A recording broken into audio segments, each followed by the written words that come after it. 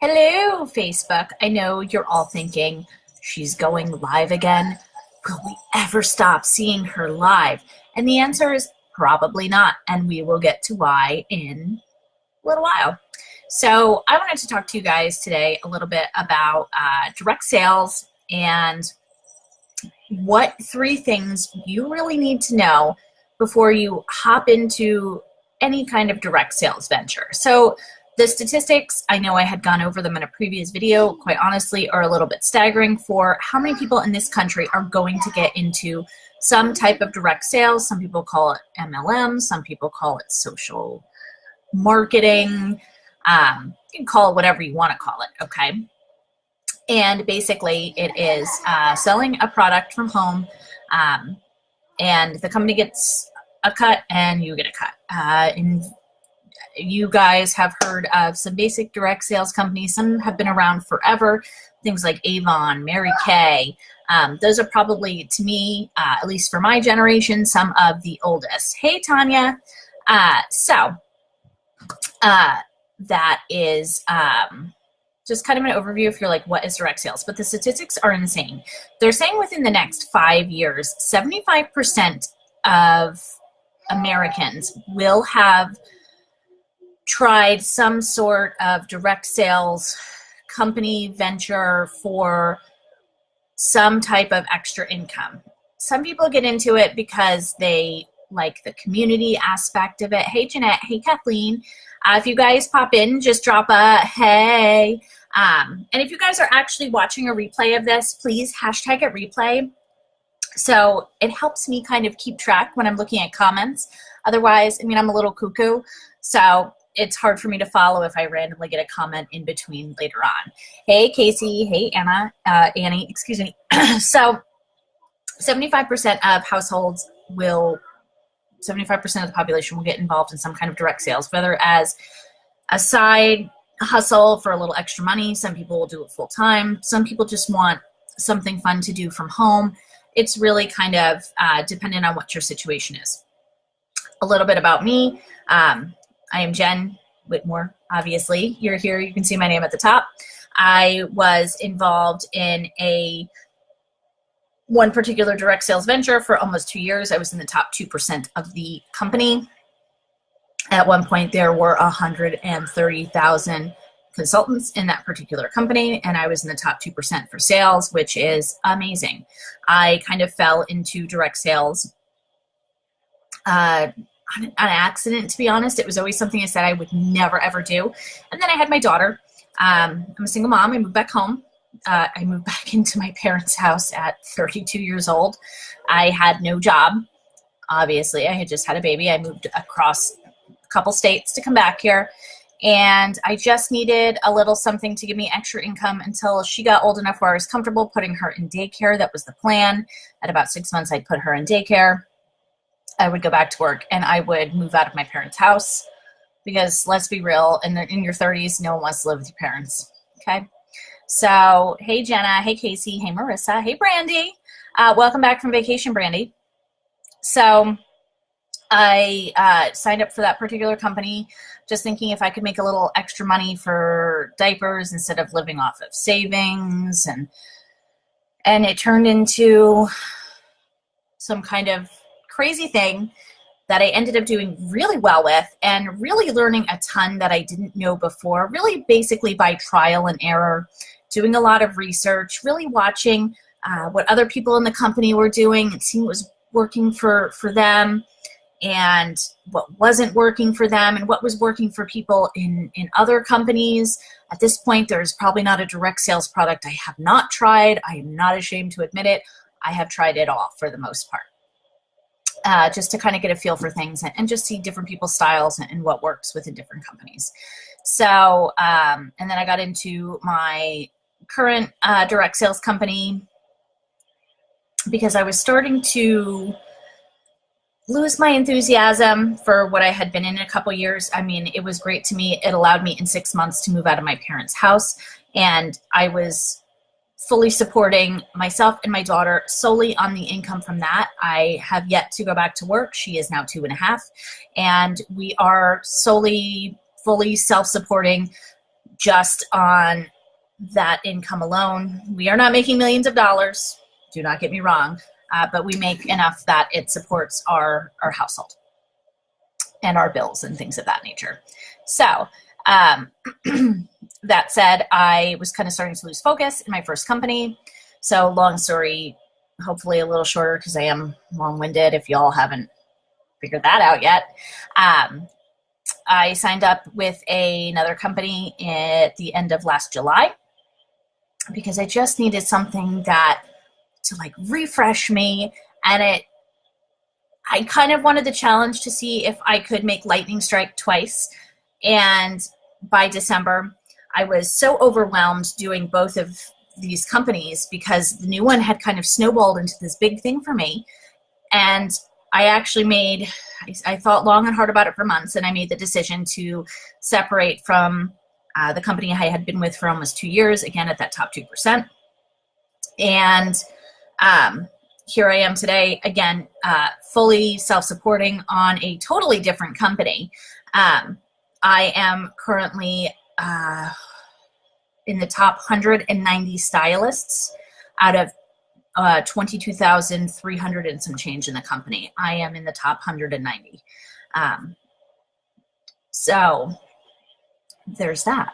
Okay, so here we are almost 3 years into direct sales. I do have some idea what I'm talking about. I know it's crazy for some of you. I see some of you are watching who I haven't seen and I can't tell you how long, and y'all are probably thinking, wow, this idiot knows how to do something. And that's right, this idiot's not as stupid as you think.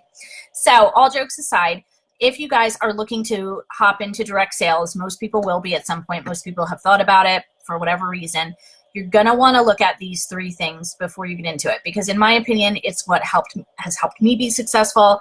And it's really a benchmark for success if you really get to know people in different direct sales companies who are successful, whether they are successful for sales alone or successful because of, they were able to recruit and build these larger teams. There are a few things you need to look at. One, is what you are selling consumable? What do I mean by consumable? It needs to be highly consumable, right?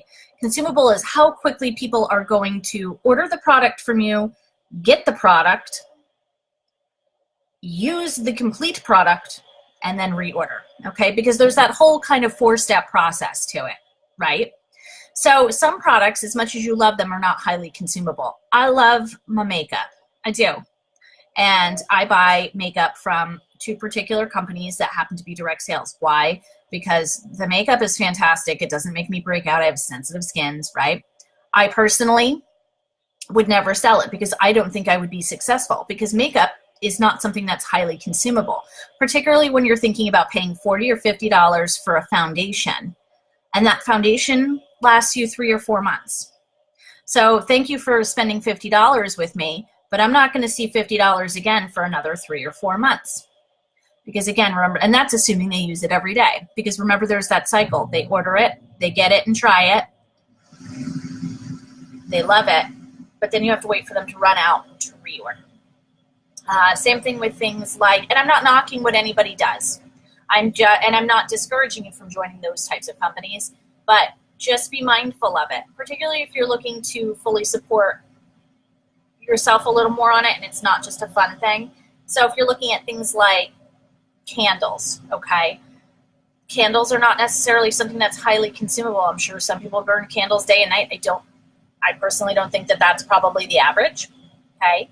So how often are people going to come back and buy $20, $30 candles? I like my Yankee candles. I buy them maybe twice a year, 3 times a year. So you have to look at what that lag time is going to be from the time of purchase to the time that person is going to come back and purchase again, okay? And again, you have to remember different factors. Them purchasing again is going to require them to be happy with the product and the money they spent on it and your customer service, okay? So those tie into it, and that's a whole separate ordeal. So you want to make sure that the product is consumable, okay? You also want to take a look at the company itself, which is super, super important. And here's why. You need to know how old the company is, okay? And the reason for that is typically if you are looking to really go up and grow and make that big money, you're really going to be looking at typically a company that is newer. I like new companies. I like companies that people really haven't heard of yet. For me, I like doing that component of going out and educating people on what the product is, why they need it, how it's useful for them. I love doing that introduction and kind of education component. But also, when people haven't heard of it, it's a fresh chance for you to grab in customers before you're fighting with 50,000 other consultants or whatever you're calling them in that particular company, reps, whatever, before you're fighting with 50,000 other reps to pull those people over to your side solely based on customer service. Because a lot of times you're selling the same product as your neighbor, right? So what's going to set one person apart at that point is going to be service, okay? Unless it's a new company that nobody's heard of. So you want to look at how old the company is, and you also want to look and see if it feels like the market in your area is saturated. Meaning, 10,000 people are selling the same brand of leggings, right? I think we all know somebody who sells the leggings, right? So if there's, 100 other people in a 20-mile radius of you selling the same thing, it's going to be hard for you to get your foot in the door in that particular market where you live.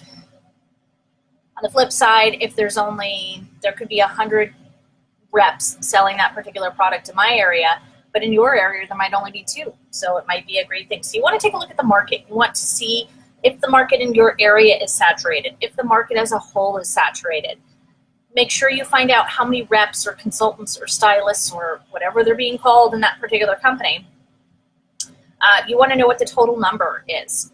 You want to kind of get an idea. You want to find out from the person who is going to sign up with you, how many of those individuals are actually considered active. A lot of companies will release statistics.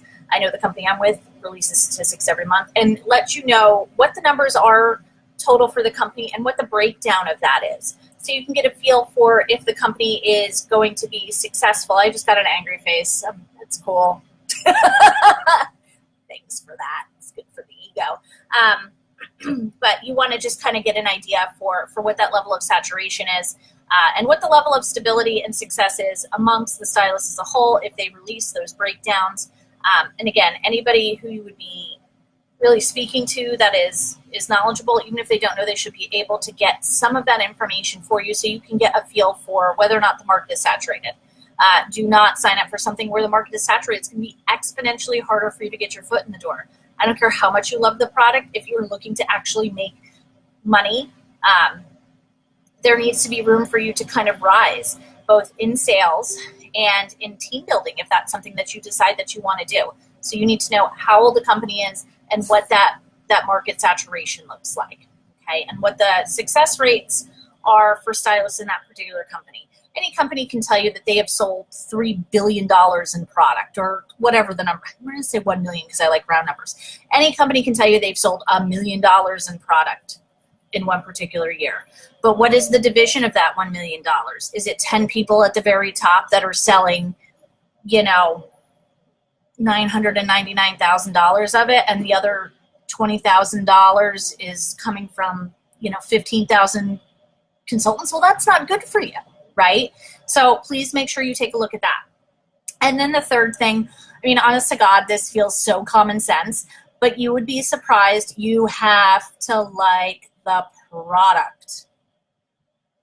I don't care if there are only 5 reps in the entire country and the company is brand new and the product is highly consumable. If you don't like the product, if you don't use the product, you are not going to be successful. People want somebody who is passionate about the product. That doesn't mean the sun has to rise and set on your foundation. We're just going to go back to the original thing, right? The sun doesn't need to rise and say, hey, my baby daddy just tuned in. This just got weird. It's a good thing I'm not talking about him. You have to take a look at the product. If you don't like the product, you are not going to be able to sell it because you are going to come across as so fake.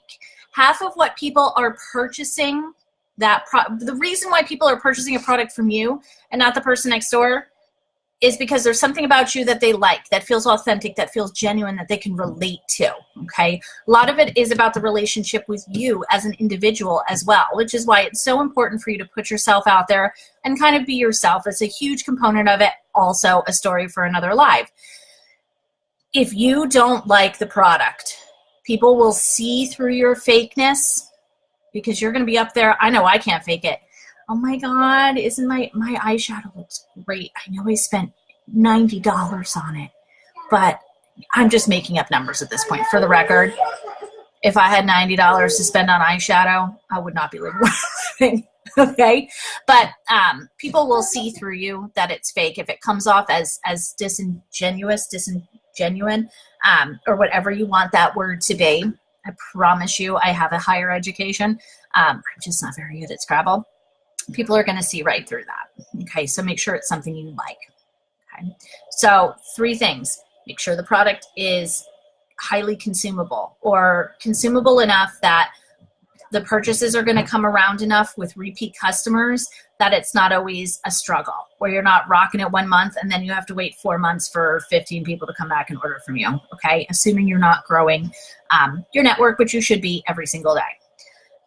Second thing. How old is the company, and is the market saturated? You want to know those figures. You want to know the dollar amounts. You want to know what the company is selling and what the division of those assets are amongst however many reps you have. And that should be information, some of which the person you're speaking to is able to get for you. Okay, so evaluate that. Don't sign up for something that's an oversaturated market in your area, because it's going to be so hard if it's oversaturated to really get your foot in the door. Yes, there are the anomalies, but generally speaking, the more saturated an area is, the harder it's going to be for you to have any type of real kind of game-changing success. Okay, and then make sure you, for the love of God, like the product. Seriously, for the love of God. Because I have seen people who have gone live and I'm like, do you even like what you're talking about?